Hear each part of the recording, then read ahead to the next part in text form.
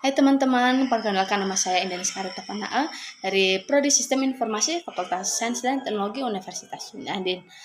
Nah, sebelumnya yang saya hormati Ibu dosen pengampu mata kuliah analisis bisnis yaitu Ibu Yola Permata Bunda STMT, dan yang saya sayangi yaitu teman-teman saya semua. Nah teman-teman, saat ini saya akan menjelaskan materi dengan judul Rancangan Solusi Bisnis. Nah, dalam materi ini kita akan membahas 4 poin utama. Yang pertama yaitu analisis kesenjangan. Analisis kesenjangan atau gap analysis adalah proses evaluasi yang digunakan untuk mengidentifikasi perbedaan antara kondisi aktual suatu bisnis dengan kondisi ideal atau yang diharapkan. Tujuannya adalah untuk mengetahui sejauh mana perusahaan telah menyimpang dari target dan apa saja yang harus dilakukan untuk menjembatani kesenjangan tersebut. Langkah-langkah dalam analisis kesenjangan itu: 1. Identifikasi kondisi saat ini atau current state. 2. Menentukan kondisi ideal atau desired state. 3. Analisis perbedaan atau gap identification. 4. Yaitu penentuan penyebab atau root cause analysis. Dan terakhir yaitu penyusunan solusi atau bridging the gap. Manfaat dari analisis kesenjangan yaitu: 1. Fokus pada prioritas strategis, yaitu memungkinkan manajemen mengetahui area yang paling membutuhkan perhatian. 2. Penggunaan sumber daya yang efisien, yaitu dengan mencegah pemborosan waktu dan biaya pada hal-hal yang tidak krusial. 3. Yaitu pengambilan keputusan berbasis data dengan memberikan dasar yang kuat untuk perencanaan strategis dan inovasi bisnis.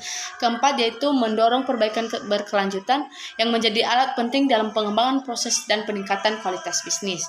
Selanjutnya yaitu formulasi solusi. Formulasi solusi adalah proses perencanaan tindakan strategis dan operasional yang bertujuan untuk mengatasi kesenjangan antara kondisi aktual dan kondisi yang diharapkan dalam suatu bisnis. Ini merupakan tahap krusial dalam perencanaan bisnis karena akan menentukan efektivitas solusi dalam menjawab masalah yang dihadapi. Tujuan formulasi solusi yaitu menjawab masalah yang telah diidentifikasi melalui analisis kesenjangan. 2. Menyusun strategi berbasis data dan kebutuhan nyata. 3. Menentukan tindakan konkret yang bisa langsung diimplementasikan. 4. Menyelaraskan solusi dengan visi dan tujuan perusahaan. Langkah-langkah formulasi solusi yaitu: 1. Menentukan prioritas masalah dengan tidak semua masalah harus diatasi sekaligus. Solusi difokuskan pada masalah dengan dampak terbesar terhadap kinerja atau keberlanjutan bisnis. 2. Yaitu merancang alternatif solusi dengan membuat beberapa opsi solusi untuk masing-masing masalah, misalnya dari sisi teknologi, SDM, pemasaran, atau model bisnis. 3. Evaluasi dan seleksi solusi dengan menggunakan kriteria seperti efektivitas, efisiensi, biaya, waktu implementasi, dan risiko untuk memilih solusi tersebut. 4. Yaitu rencana implementasi atau action plan dengan menjabarkan secara rinci langkah-langkah yang akan diambil, siapa yang bertanggung jawab, sumber daya yang dibutuhkan, dan jadwal pelaksanaan.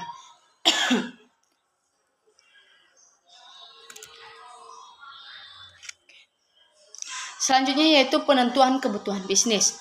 Penentuan kebutuhan bisnis adalah proses sistematis untuk mengidentifikasi, mengkaji, dan menetapkan kebutuhan utama yang harus dipenuhi agar organisasi dapat mencapai tujuannya secara efektif dan efisien.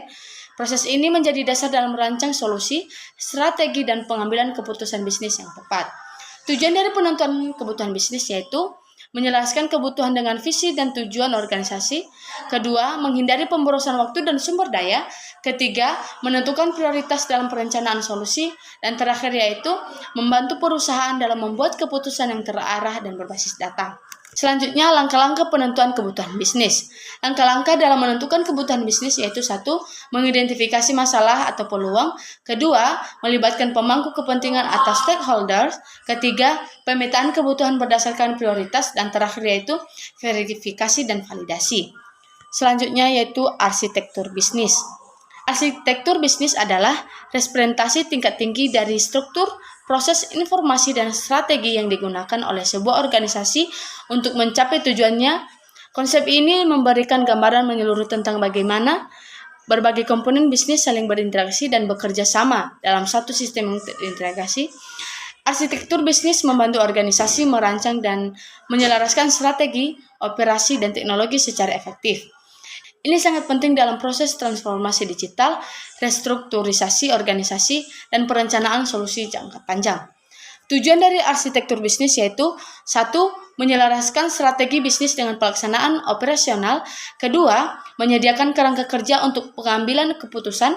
3. Mendukung efisiensi dan inovasi proses bisnis. 4. Mempermudah perubahan atau transformasi dalam organisasi. Dan terakhir yaitu menyediakan peta jalan atau roadmap pengembangan bisnis. Selanjutnya yaitu komponen utama arsitektur bisnis. Komponen utama dalam arsitektur bisnis yaitu 1. Strategi bisnis dimulai dari visi, misi, nilai-nilai perusahaan dan tujuan strategis jangka pendek maupun jangka panjang. 2. Struktur organisasi mulai dari unit bisnis, peran, tanggung jawab, serta hubungan antar departemen atau tim. 3. Proses bisnis yaitu alur kerja utama misalnya seperti produksi, distribusi, layanan pelanggan yang mendukung operasional. 4. Yaitu kapabilitas bisnis atau business capabilities, yaitu kemampuan inti perusahaan seperti layanan pelanggan, inovasi produk atau manajemen keuangan. 5. Yaitu informasi dan data, itu aliran informasi yang mendukung pengambilan keputusan dan proses operasional. 6. Yaitu teknologi pendukung seperti sistem informasi, software, hardware, dan platform digital yang digunakan. Terakhir yaitu stakeholder, yaitu pihak internal dan eksternal yang terlibat seperti tim manajemen, pelanggan, mitra, dan regulator. Manfaat arsitektur bisnis dalam solusi bisnis yaitu 1. Meningkatkan koordinasi antar fungsi bisnis. 2. Mengidentifikasi celah dan efisiensi.